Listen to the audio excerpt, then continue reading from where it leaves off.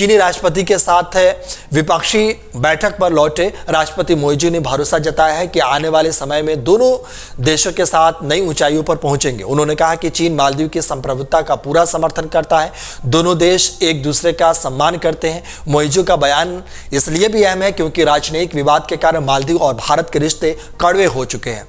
राष्ट्रपति बनने के बाद पहली बार राजकीय यात्रा पर चीन पहुंचे मोइजू ने चीनी समकक्ष जिनपिंग के अलावा वहां के प्रधानमंत्री समेत कई शीर्ष अधिकारियों से मुलाकात की है।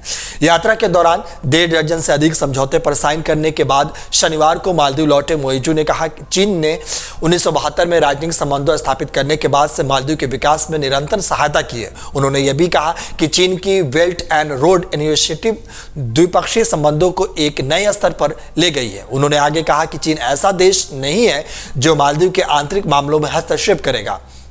यही कारण है कि दोनों देशों के बीच संबंध मजबूत है। चीन के सरकारी चैनल के मुताबिक और एक साक्षात्कार में मोइजू ने कहा कि मालदीव और चीन एक दूसरे का सम्मान करते हैं। चीन मालदीव की संप्रभुता का पूरा समर्थन करता है। राष्ट्रपति ने विश्वास जताया कि चीन मालदीव संबंध भविष्य में भी मजबूत होते रहेंगे।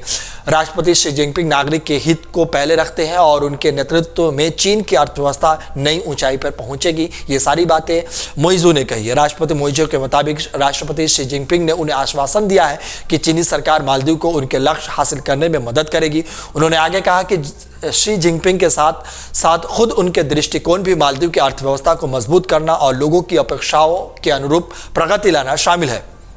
बकौल मोइजू वो मालदीव को एक ऐसे देश में बदलना चाहते हैं जो उनके दृष्टिकोण के ढांचे के भीतर अन्य विकसित देशों के साथ सद्भाव बरकरार रखते हुए रिश्ते कायम रहे।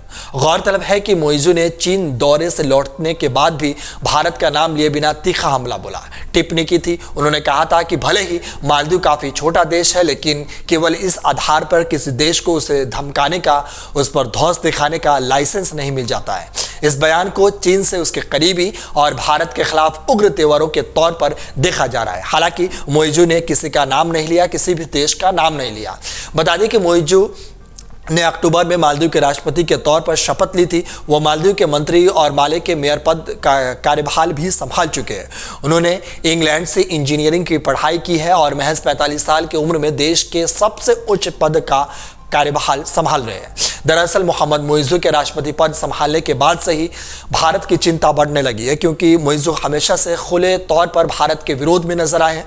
उन्होंने चुनाव के दौरान भी इंडिया आउट का नारा दिया था, जिसके बाद उन्हें बहुमत से जीत मिली थी। राष्ट्रपति मोइजू का झुकाव चीन की ओर ज्यादा है, यह हमेशा से जग जाहिर है और वह चीन समर्थक नेता माने जाते हैं। ये किसी से छिपा हुआ भी नहीं है। अगर आप ये वीडियो YouTube पर देख रहे हैं तो हमारे चैनल को सब्सक्राइब करें और बेल आइकन को दबाना ना भूलें। अगर आप Facebook पर ये वीडियो देख रहे हैं तो हमारे पेज को लाइक करें।